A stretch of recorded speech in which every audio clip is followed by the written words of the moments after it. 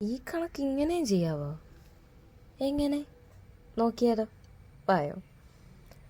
ഒരു ഷർട്ട് 360 രൂപയ്ക്ക് വിറ്റപ്പോൾ വ്യാപാരിക്ക് 10% നഷ്ടം സംഭവിച്ചു. എങ്കിൽ അതിന് 20% ലാഭം കിട്ടാൻ എത്ര രൂപയ്ക്ക് വിൽക്കണമായിരുന്നു?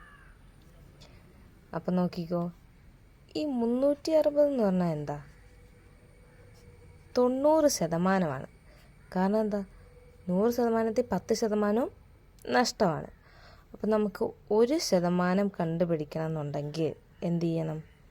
ഈ 360 ÷ 90 ചെയ്താൽ പോരെ?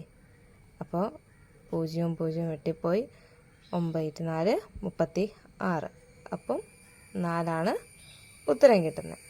പക്ഷെ നമുക്കെന്താ കണ്ടുപിടിക്കണ്ടേ? 20% ലാഭം കിട്ടാൻ എത്ര രൂപയ്ക്ക് വിൽക്കണമായിരുന്നു? ഈ 20% ലാഭം എന്ന് പറയുമ്പോൾ എന്താ? 100 + 20 120. അപ്പം എങ്ങനെയാണ്? 120 × 4. ഈ 1% എന്ന് പറഞ്ഞാൽ 4.